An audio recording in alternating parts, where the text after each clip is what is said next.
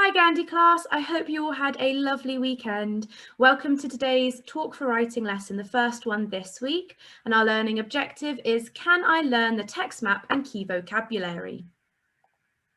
So this week and next week we are going to be looking at something called recounts. My turn, your turn. Recount. Recount. A recount is when you tell someone about something by giving an account of the event or the experience that has happened. And we're going to be focusing on this book. It's called The Secret Diary of Jane Pinny. And it's a diary written by a Victorian housemaid called Jane Pinny. And this is a fiction story. So our new text map is going to be from part of the chapter from this book. And I'm going to read that whole chapter to you now. The text map's not the whole chapter, it is only just a small snippet, and I'll tell you which bits are our text map, but there is a video later on for you to be learning our text map anyway. But whilst I read, I really want you to pay attention to how the pages look and how it's been set out. So let me share the book with you now. Okay, so here is The Secret Diary of Jane Pinny, and I'm going to read the blurb to you before I read our paragraph. So, Jane Pinny has moved to Lytton House to be a housemaid. It's the most incredible place she has ever been. But when a priceless necklace disappears, Jane turns accidental detective. Can she solve the mystery of the missing jewels before it's too late?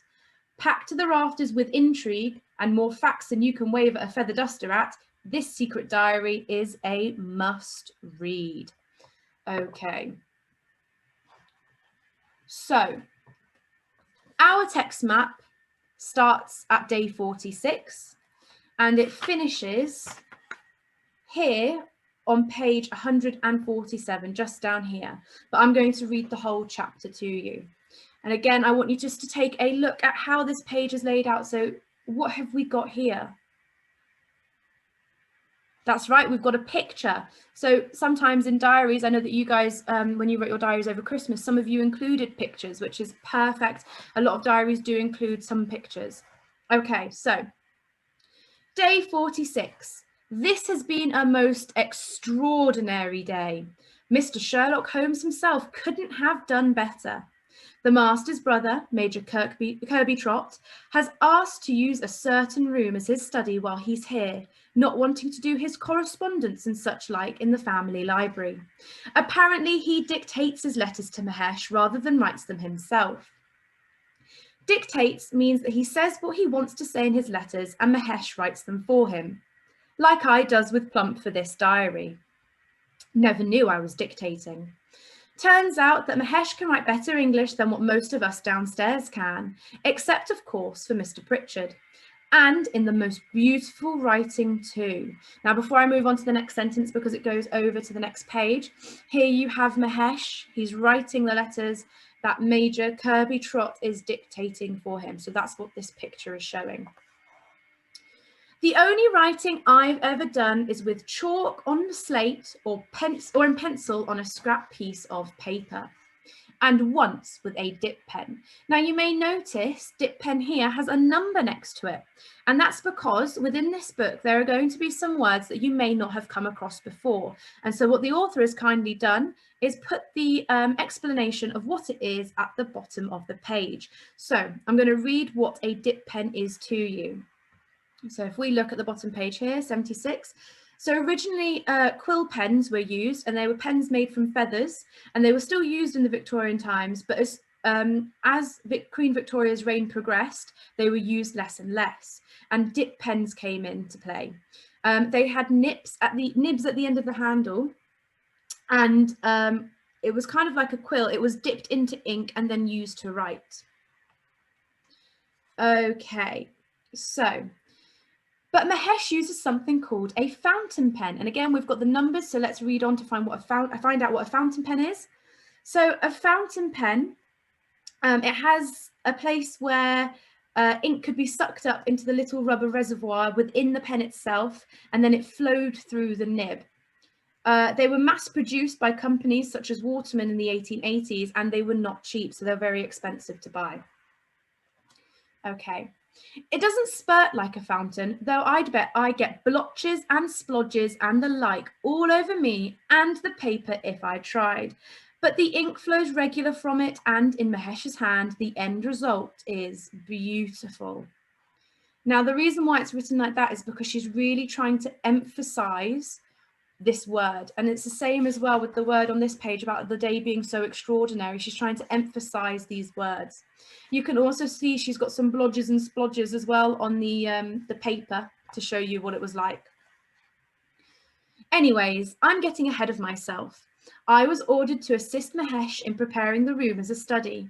I was told to gather together any papers I found with writing on them and put them aside for the master, and to provide plenty of paper with the Lytton House letterhead. And again, here we've got a number next to a word that we may not have come across before. So let's read down to find out what it is. So Victorian house guests in grander houses would be provided with headed stationery and envelopes. So on a piece of paper, they would have the name of the house or the name of the family, so that whoever they were writing to knew where they were writing from. Businesses also had this sort of thing as well as make sure that inkwells were full and the like. I wasn't sure why me. I mean, yes, the room is on the ground floor where all the rooms what are my responsibility are found. But why couldn't Mahesh do it? Not that I minded. I like a change. I heard poor old Jack use a word the other day when he were asked what it was like being on unpaid light duties, what with his broken leg. He told them it was monotonous. And when I asked Cook what he meant, she told me it means doing the same boring stuff day in, day out, which just about describes me life. Now that's the end of our text map, but I'm going to carry on reading the chapter to you just to introduce it a bit more to you guys. So there I was tidying away when I noticed something odd. Something odd about the fireplace. There were coal laid out and ready to burn should it be needed, but it had not been lit. But lying on top of the unused coal were a fragment of paper charred at the edges. Someone must have set fire to a bigger piece and dropped it in the fireplace to burn, and this was all that remained of it. And here's a picture of Jane picking it up from the fireplace. I picked it up, and on it were the words, Opie of Jade necklace, add rom soapstone, buy £1, 3 shillings and 6 only. And underneath were some numbers which I reckon to be a date. Now, as you knows, dear diary, reading ain't my strong point, but I knows pounds, shillings and pence when I sees them.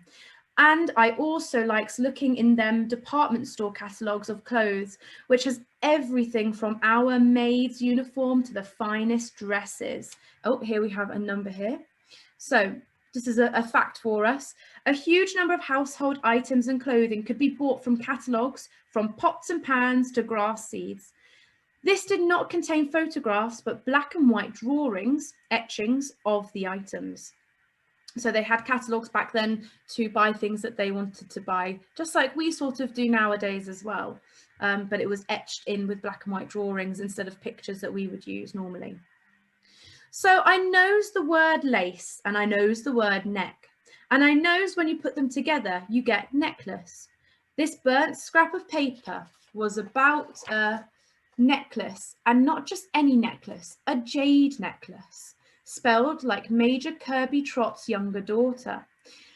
And the only jade necklace I've ever heard talk of in these parts is the missing one now found. And I knows the word soap well enough. I've seen it stamped on great big bars that Miss McNamara has us slice into smaller cakes of soap. But put all of them words together and what's it about? I slipped the paper in the pocket under me pinny. This was a clue, if ever there was one. A moment later, Mahesh came in carrying a chair. He carried it by its back while remaining totally straight-backed and head front like them pictures of them guards what guard the Queen. And we've got another number here, so let's read to see what information they have for us there. Queen Victoria was guarded by the Queen's Guard on foot, with their distinctive red uniform and tall bearskin hats called busbies. and by the Queen's Lifeguard on horseback. The same regiments guard Buckingham Palace today. When the monarch is a king, they are called the King's Guard and the King's Lifeguard.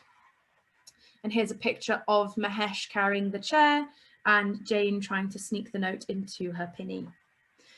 Good afternoon, Mr. Mahesh, I says. Just Mahesh, please, Jane, says Mahesh. He knows my name. I feel my face going pink. I wanted to say something, to talk to him, but I wasn't sure what. How do you like England, I says.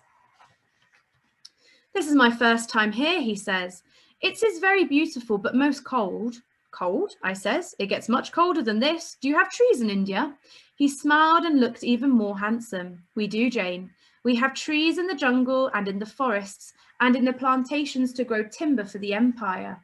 At the logging camps, much of the felled trees are carried by elephants. My eyes widened. Elephants? Have you seen an elephant? I says. Many elephants, he says, but only one tiger. It attacked my village when I was a boy. And here you have a picture of what Mahesh is talking about with the elephants and his village. And here is the tiger ready to attack. I was about to ask him more when his master, the Major, came into the room. The Major totally ignored me as if I weren't there.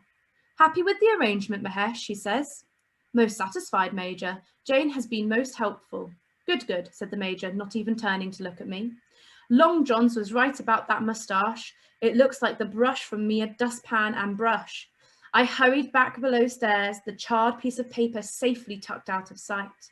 When I had the chance, I showed the scrap of paper to Jack. I didn't just show it to him, because he had more schooling than most, or better schooling at least. I showed it to him to prove to myself that I trusts him. What do you reckon this is? I says. He took the piece of burnt paper and studied it carefully. It looks like the remains of a receipt to me, he says. That word opie is probably actually copy, and I reckon rom is probably from. His eyes widened. You know what you found, Jane? I nodded slowly. Someone paid to have a copy of the jade necklace made out of something called soapstone. And here you have Jack and Jane looking at the note. Which means that the necklace the sweep found up the chimney ain't the original that was stolen, says Jack. Keep your voice down, I urges him. The thief must have stolen the jade necklace, had a cheap copy made, then sold the original and put the copy there to be found so the search is called off. That's ingenious, that is, said Jack. But what do you do now? I stuffed the charred receipt away again. I ain't got no idea, I says. At supper in the servants' hall that evening, I turned to Mr. Pritchard, who was seated at the head of the table, and says, Mr. Pritchard, would you please tell me what soapstone is? Soapstone, said Mr. Pritchard, is a pleasing greenish stone often carved into ornaments. Mr. Kirby Trott has a collection of such objects of the smaller variety that he collected in his childhood, carved frogs and the such like. I suspect you are familiar with it, Mahesh. The beautiful Indian looked up and nodded. Oh yes, Mr. Pritchard, he says, we have much soapstone in India and some very fine carvers. Why do you ask, Jane? I'd heard talk of it, I says, and were wondering if it had to do with soap, Mr. Pritchard. Mr. Pritchard smiled. No, he says, and then the conversation turned to another matter. And here are some ornaments made out of the soapstone. And that is the end of our chapter. So now we are going to go through some of our key words. My turn, your turn. Extraordinary. Extraordinary. Now this is something that is unusual or amazing. My turn, your turn. Correspondence. Correspondence. This is where you communicate by exchanging letters. My turn, your turn. Dictates. Dictates. This is to say or read aloud words to be typed or written down by someone else. Chalk on slate.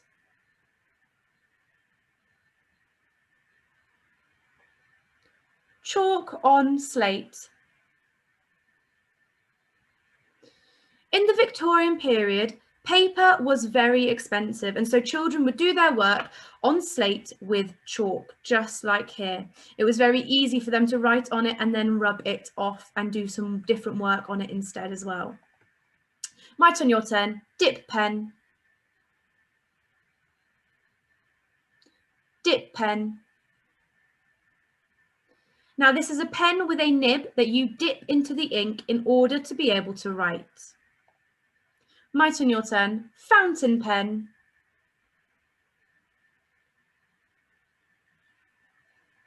Fountain pen.